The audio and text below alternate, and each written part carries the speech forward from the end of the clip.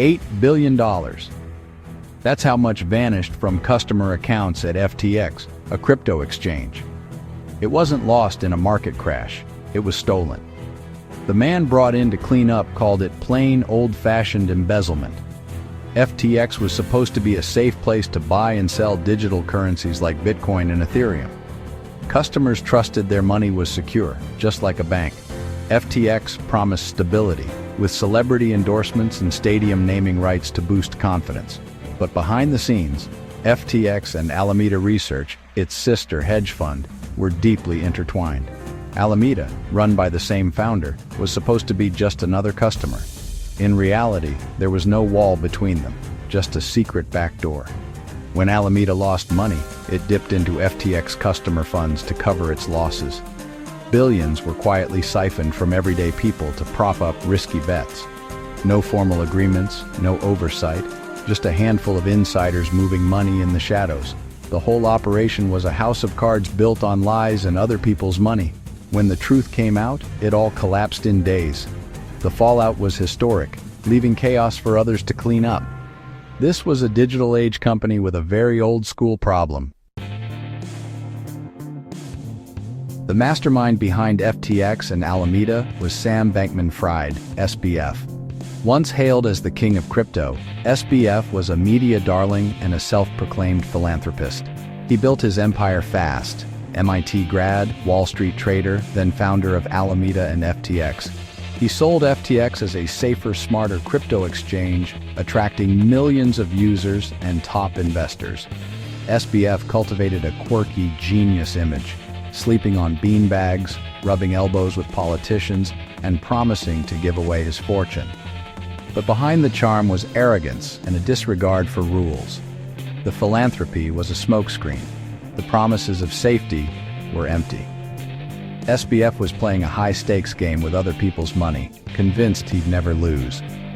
That hubris set the stage for one of the biggest financial frauds in history. The collapse began with a single news report.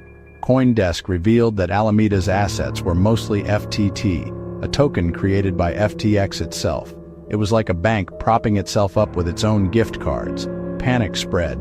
Binance, a rival exchange, announced it was dumping its FTT holdings.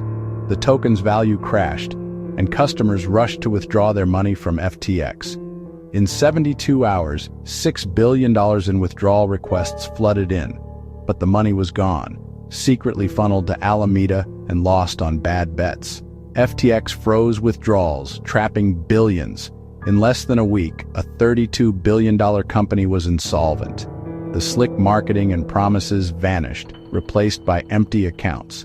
The house of cards fell, exposed by a single gust of truth. After FTX's bankruptcy, John J. Ray III, famous for cleaning up Enron, took over. He found chaos, no records, no oversight, and a gaping hole where customer money should have been. SBF had built a secret backdoor, letting Alameda borrow unlimited funds with no collateral. Of $11.3 billion in customer funds, only $2.3 billion could be found. The rest? Spent recklessly, risky investments, luxury Bahamas real estate, and political donations. Customer money became a corporate slush fund. Ordinary people's savings funded lavish lifestyles and wild bets. One rare win, a $500 million investment in AI company Anthropic, later sold for $884 million. But most investors, celebrities, and regular customers lost everything.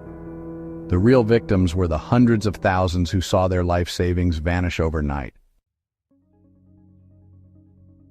SBF was arrested, extradited, and pleaded not guilty, claiming he was just an overwhelmed CEO. But his closest associates testified he directed the fraud.